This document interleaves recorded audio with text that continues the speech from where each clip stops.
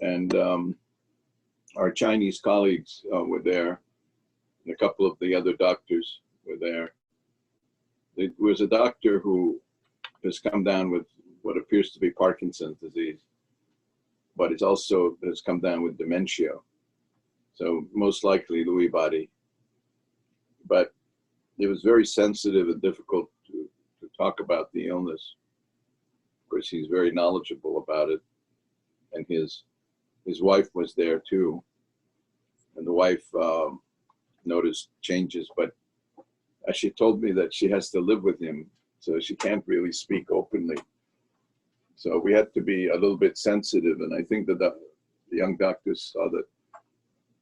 We tried not to. Initially, he was quite negative, remember? Because he felt surprised that there were students, and then he acquiesced, and he became very mellow, and actually got into the teaching mode, because he's a professor at Georgetown. And I think it worked out well. What do you think how it went, the Parkinson's disease and the dementia? Any feedback? I wonder if you could talk about the difficulties of handling VIP patients, either professional colleagues, right, and other people who are prominent, and how you manage that as a physician. Yeah, it is quite difficult, and you have to have sensitivity. Recently, we had to take care of a patient who was well known nationally, internationally, and he was a relative of the president, and we had to evaluate the patient and then recommend some treatments. I was there as a neurologist, but there were other doctors who were cardiology and gastrointestinal and renal and other specialists. My territory was relatively easy. The patient had a subdural hematoma, and it was removed, and he has done very well. And I was expecting to see the patient in 2 weeks, but the other diseases were unfortunately more complex, such as the cardiac, and the patient was anticoagulated, and he subsequently developed bleeding problems unrelated, non-neurological. It was a GI bleed. But the whole process was somewhat stressful in the sense that this was a VIP, and I was aware that a lot of people were watching what I was doing. And so that's a problem. We had another patient a couple of years ago who was a 28-year-old princess from Saudi Arabia, and they asked me to fly there. It was overall a very, very, very pleasant experience. The Saudis, when they like you, they really go out of their way as a stranger to be nice to you. But I think this was genuine. The parents of the princess were very warm. Of course, they spoke English fluently, and the hospital was an excellent research facility in the Saudi, but again had to be careful, very conscientious in what we're doing. Actually helped push the princess for the diagnostic studies, the MRIs, which we did at night because there was activity, and I became kind of part of the team, overall team. It was very, very fascinating because every person on the team taking care of this comatose young lady was from some other country. And so at 2, 3 o'clock in the morning, after I had pushed her into the MRI facility, we had a few minutes downtime.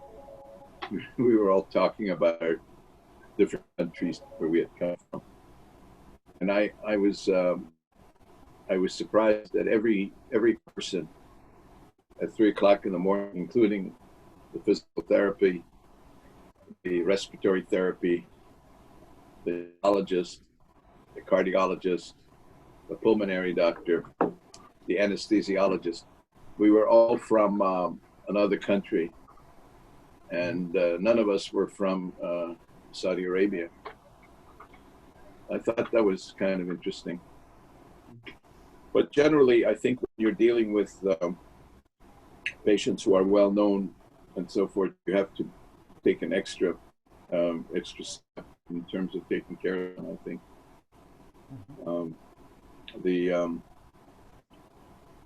It is sometimes very, very interesting how people that you would think they were special or extraordinary or whatever are really basically just human beings. Everybody is just the same, and we're all the same. Many years ago, when I was working in Boston, I had the good fortune, just luck, basically, to be the intern resident taking care of Mrs. Kennedy, and I remember I was on call in the residency. We slept in the hospital, and about 1 o'clock in the morning, I got this telephone call. In those days, we had real telephones next to the bed, and they said, Pete, better get ready. So what? I was still dreaming or something. As well, a VIP is coming. I had no idea who the VIP was. So I got dressed, put my white coat on, my pants, and I went to the emergency room, and it was Mrs. Kennedy coming in, and I was very impressed, because even while this person was very sick, she still had a wonderful sense about her. And I still remember the way she was dressed, and beautiful, not only the clothing, but bag, and wearing a shawl and so forth. And very elegant, and utmost respect for me. I was just a low person on the medical team. I was the lowest, actually, on the medical team. But I won't forget that. Very nice, personally, very nice to me. And that was an example. One time we had my mentor, Dr. Adams, he took care of many of the patients from Hollywood. And we had Katharine Hepburn. Any of you remember her? Probably not. Do you know who Katharine? The young people don't know. She was a famous movie star. Dr. Stein, do you remember her? Of course. My age, remember everything. The what? The what? You remember those things. In No, my but age, she, yeah, she was wonderful. She had well, it was a question of whether Parkinson's disease or benign essential tremor. And I don't know if you remember her voice. The voice was kind of deep, and it had a quality to it. And Dr. Adams, she came to see Dr. Adams, and I happened to be the young intern resident. And he told me, we were in the stairwell. He liked to exercise. Dr. Adams was an avid tennis player, and he walked up and down the stairs. He never took the elevator. So I also took the stairs. we were in the stairs, and I'll never forget, he said to me, "So Peter," he had a deep voice, "one day you can tell your grandchildren that you took care of Katharine Hepburn." I said, "Thank you, sir." But you're talking about VIPs and nice people. I think the bottom line is that my experience has been very positive. Everybody is a human being, just like you and I, and I've never had really a bad experience with them.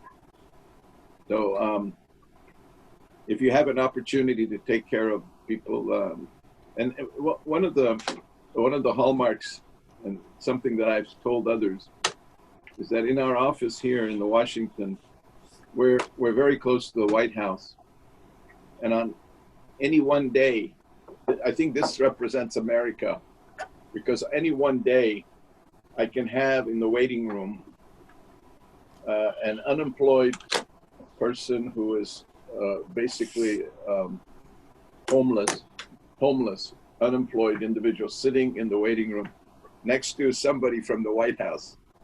And to me, kind of as a amateur philosopher, I look at the room and I'm saying, this is America, where everybody can be at the same place.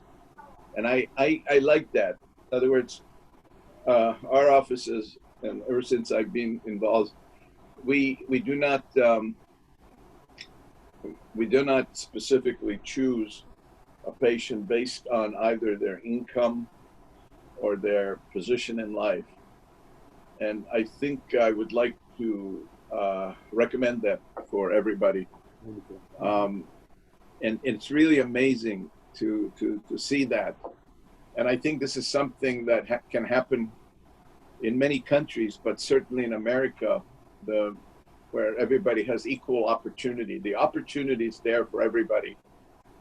And some people take part in that opportunity and some don't. But there's no, as a doctor, I don't criticize that. Everybody is a human being. And so we try to take care of everyone. But I'm looking at the list today. We have somebody here who's, let's see, Larry, yeah. We have somebody here who's a television star. And some of the younger doctors will recognize him. Because when he comes into the office, everybody wants his autograph. And he's really a very interesting fellow, very charming. He's one of those rappers. Dr. Stein, did you see him? Is that the rapper? Yeah. The man on television. Yeah. He's on the television on, I think, on The Voice or something. Right. I don't watch that, but anyways, be on the lookout today, because usually the other patients, they want his autograph when he comes into the waiting room. And my secretaries get all excited, But anyway, so we will have an interesting VIP today. Any questions, Dr. Stein? Have we had any interesting questions? Well, we also have. Oh, that's a telehealth. So we're going to have a few patients with telehealth too, and dizziness, seizures, epilepsy, head injury, that kind of stuff today. Okay. Now, this Saturday, Dr. Stein, are we meeting our colleagues, our Chinese colleagues? Is there a program? That's up to Dr. Naka. I'm usually not on a Saturday. Okay. Because usually we have more time on Saturdays, more time to ask questions and discuss things. Dr. Bernad, I was just hoping to ask you a question, if that's all right. Yes. I just wanted to know your opinion on cannabis and cannabis, CBD-based products cannabis for headaches and, multiple sclerosis and general neurological conditions. Do you regularly prescribe those for your patients? And is it no, I have to say that I don't have a lot of experience with cannabis. It is available. Yesterday, we had a patient with seizures and behavioral problems, and he was on CBD oil, and so I don't actually prescribe cannabis THC. We do have synthetic forms that we have used in the past for attention deficit disorder. But I really don't have enough experience to give you an informed view. It's starting to be used in epilepsy and seizures in some cases. Yeah. And my own view is that it may be helpful. I think it should be tried. It's certainly not as bad as, let's say, narcotics or alcohol or some of the others. So my own philosophy is that we should get some experience with it and maybe do some kind of prospective double-blind studies. But it makes people feel better, and it's not really, I don't see it as dangerous. There are some issues about that it's a gateway. It's called gateway drug, that somebody starts on with marijuana, but then they go to other drugs. I'm not sure that that's true. Dr. Stein, what's your experience with cannabis? Dr. Davinsky has done a pretty credible job using it for Dravet syndrome and other. In NYU. Yeah, he's done a lot of publication on that. Personally, I've only I've only used marijuana 3 times in my life in medical school, and it drove me crazy. So I don't use marijuana. But a lot of patients come in, and you know, if you listen to patients, a lot of patients say it's helpful for them, but they know more than I do. Now, I'm really a bystander in this situation. I have to appreciate that patients find it helpful in some cases, but I don't know. I'm really not. It's not my area of expertise. But it's hard to tell a patient who says it's been helpful to not use it when I see no side effects. My own philosophy is that if a drug is not harmful and somebody is using it, I'm all right with that. I'm thinking about the placebo effect. It's 30%, 35%, maybe more in some people. And if somebody derives some pleasure out of that, I'm all right with it. I don't have any kind of moral statement. If it's working and a person is helpful and it's legal, so they're not going to get in trouble with the law, I think that it should be tried. And many medicines that we use have horrible side effects. So and many medicines that we are using have a cyclical aspect to them. They're used and then they lose favor and then they come back again years later. So many medicines we use are all plant-based. Foxglove, you know, Chicona bark. Dr. Acevedo, yes, Dr. Bernad. So I was really curious to hear your thoughts on what are going to be the biggest challenges and evolutions in neurology in the next 10 years. I know that there's so much happening. There's silencing therapies, gene therapy, transcranial stimulation, monoclonal antibodies. What are your thoughts on what's going to happen next? well, I think that we are in a very exciting time, and there's been an explosion in terms of therapeutics. And sometimes I lament that because, for example, in epilepsy, we have over 30 different anti-epileptic drugs. And to try to keep and be very knowledgeable about each one is virtually impossible. 30 years ago, when we had, let's say, 4 or 5 anti-epileptic drugs, we were experts in every medication, how to use it, how high should you go, the metabolism, and so forth and so forth. In today's world, it's extremely difficult. Mm-hmm. And almost every day we have the different drugs being promoted in America. We have these salespeople, and they're pushing their medicines, and they're just doing their job. I understand that. So I usually ask some kind of medical questions, and they have a hard time answering. They'll go away and they'll research it, or they'll have somebody in their neuroscience to bring back the answers. But I think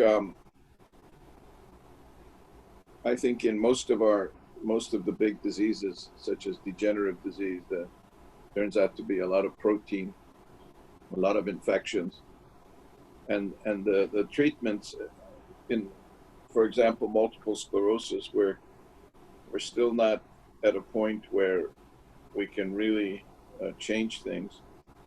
Although the monoclonals seem to be extremely helpful. Mm-hmm. So I see that as a growth. And then artificial intelligence. I think the time is coming where it's going to be a patient and a machine with all of the symptoms going in, the physical exam even by a machine, and then the 3 or 4 diagnoses.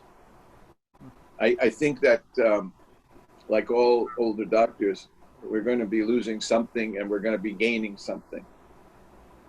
I'm amused because when I was at Queen Square, the London University, UCL, I remember sitting in the audience, and the old neurologists, let's say the older neurologists at that time, they had to be a wonderful showman, and they would be in front of a group, let's say 20, 30 UCL. And there was a patient, and they would give the history, and they would do the exam, and there were basically no radiological studies. Let's say there was no CAT scan yet, no MRIs, no even angiogram. We used to do the angiogram direct, stick to the carotid. So the professor was able to,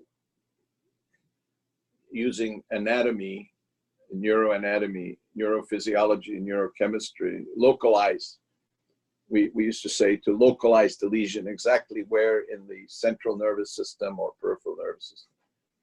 And then they would say that this is what the disease is. It's a small tumor in the midbrain, and so forth, and we have no treatment, et cetera, and then the patient would be rolled out, and all of the residents and the registrars and the professor would clap, and the professor would go home. And it turns out that it was really a multiple sclerosis case. It wasn't anything to do with a tumor or anything. So, nobody would know that because the program was over. And I'm thinking of that.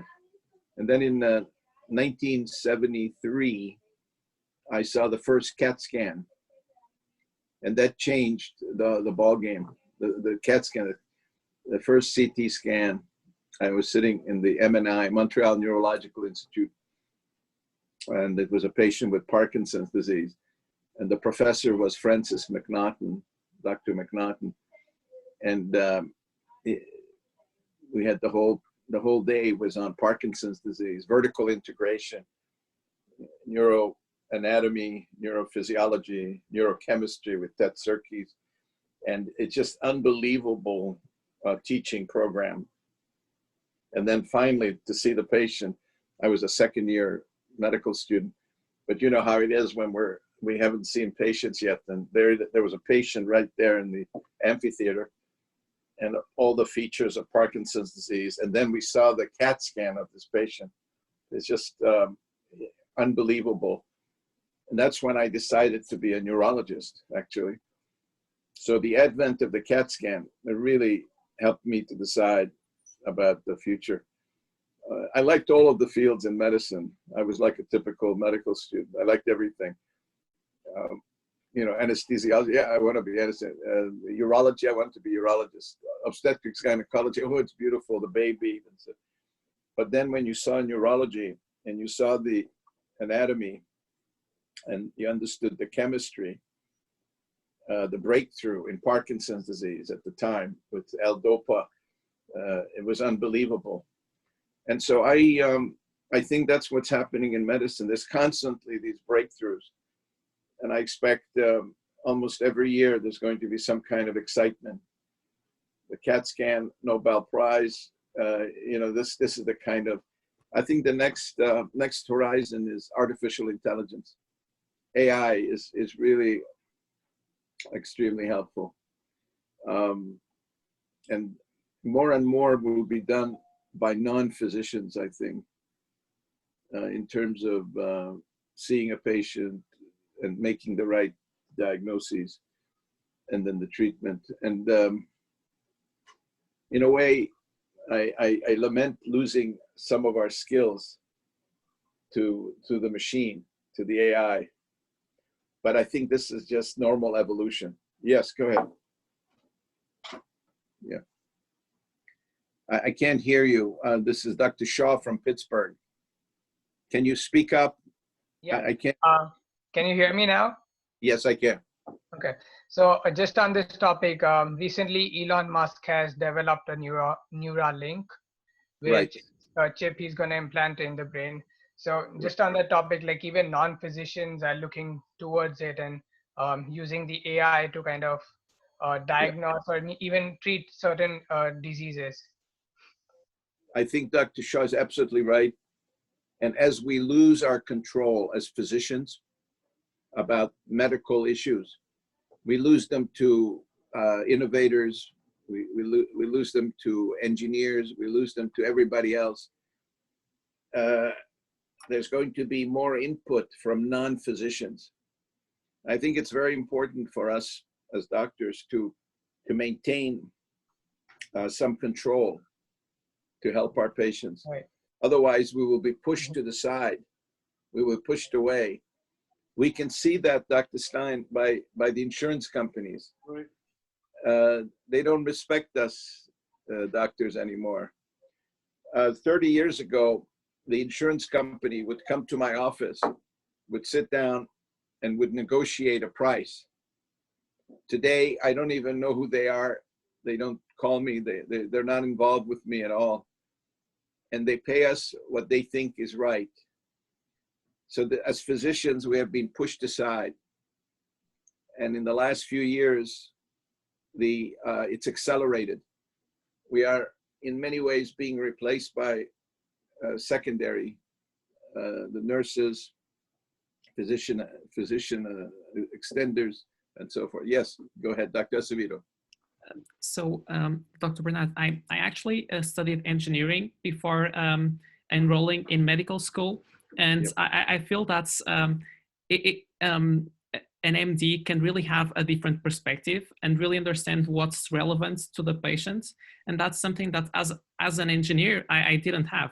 And I recognize that now I understand what's really important for the patient. And I think that physicians will always have a role in leading and deciding things for each patient and for the patients as a whole. Yes, that's very true. And what you've noticed is with the coronavirus situation, we are now doing teleneurology. For example, our office is full of computers and we're doing teleneurology. And actually, I can take care of many patients on a computer. I can take the history, I can do some examination, and it does work. It does work. So that there's some realism in terms of advancing the technology and basically marrying the clinical with the technology. I see that as a positive, Mhm. and we should continue to explore that. Mhm. I think what I see is two things. I see two things happening, because you asked me the broad question initially. I see the technical aspects of medicine exploding in every element, every part of medicine. I would say if you draw a graph, it's going exponentially. So the technical, scientific, artificial intelligence, mechanical, all of those are exploding. On the other hand, the second aspect of civilization and society, which is more of the moral and the ethical and the human qualities, they are not increasing. They are more or less steady and flat. So you have these two processes, the instrumental, let's use the word instrumental process, which is going up like a rocket ship. Musk, for example, going up like a rocket ship. And then you have the human part, the human element, the institutional, let's use that word, the institutional processes really being flat. And I think these two processes should be parallel. In an ideal world, you should have these two processes moving about the same rate, but we're not seeing it. The primitive aspect of human beings, the human nature that we doctors understand, has remained kind of flat, horrible. And you see that in the United States with the riots and people killing each other, and the worst element of human being in the United States in almost every city. Whereas the informational age and so forth is instantaneous. With the cell phone, you know exactly who is where. You can call people in, come over here, let's do a riot over here, let's do a riot over there, etc. So the two processes have to become closer, or else it's going to be chaos. But from a medical point of view, we need both. We need both to work together.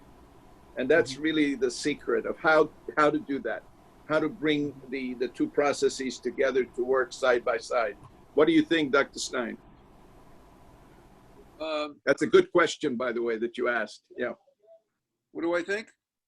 I think we have to be aware of the motivations that cause people to have these inappropriate riots. Don't make any sense. Protest does make sense.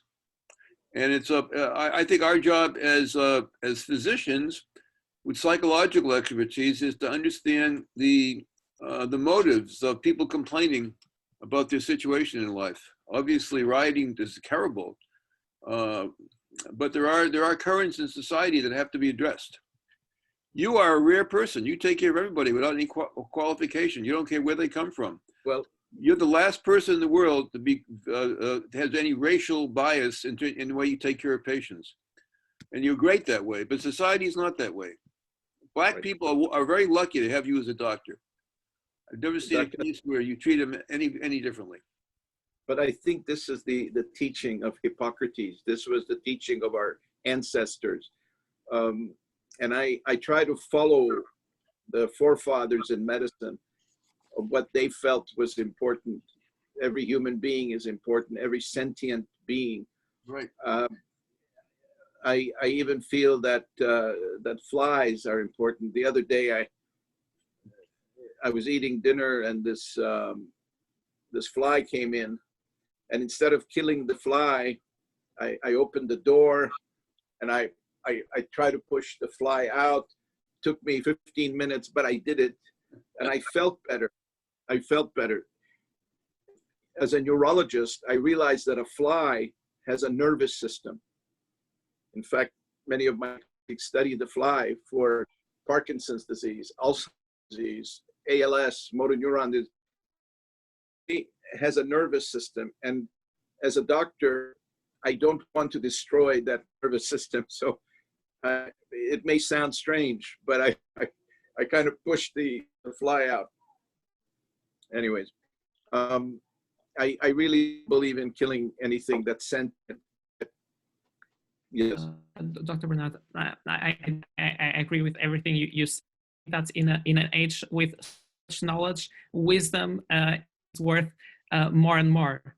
Knowing how to be humane and how to react in different situations with all that knowledge is really important. Thank you for that. Since I became a neurologist, I have become more sensitized, more sensitive about the nervous system, especially. And so I don't feel that I have the right to take or destroy the nervous system, even a small object like a fly. So certainly not human beings. And I think all physicians, we are obligated to take care of everybody without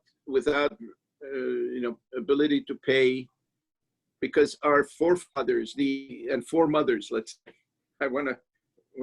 our previous doctors who came before us, I think also believed in this belief system of taking care of everybody, not based on their ability to pay or their ability to be important to you or anything else. I think the humanness, the humanity is so critical for doctors. We are in a very special situation, honorable situation, to take care of human beings, fellow human beings. And that's how I look at it. One of the examples is a very famous doctor called Maimonides. Moses ben Maimonides was the physician for 500 years. There was the greatest physician, and his writings, he wrote profusely. Many of his writings are in existence in Cambridge University in England, but he was a physician born in Spain, in Cordoba, and he and his family they were expelled. They were running around the Mediterranean in different countries. Finally, he landed in Egypt and became the most famous doctor for his time. This was in the 13th century, and he was the doctor for Saladin. Saladin was in charge of all of the Muslim peoples, but Saladin, very intelligent man, he welcomed minorities, and Maimonides was one of these people who was he was the physician for the court. And when he finished in the afternoon or at night, he went home with his donkey. I think he had a donkey. He had to go home because regular patients were waiting, people who were poor, who had no money. They were waiting around his house, around the building. He worked till 2 o'clock in the morning to take care of them. And then in 6 o'clock, he had to go to Saladin. That is an example for all of us, that you take care of everybody. And I remember my teachers telling me, if you take care of all the people, some rich people will have enough money to pay you, so you can cover those who don't have any money, who are poor. I take that philosophy to heart. And that's how I've been. Some people can pay us and some people can't pay us. But you got to take care of everybody. What do you think, Dr.? His other name is also Moshe ben Maimon, or commonly known as Harambam. Yeah, but there have been many wonderful physicians from Hippocrates' time all the way up to now that have done the same. Always recognize the humanity in your patients. And if you recognize the humanity, it becomes wonderful to help somebody.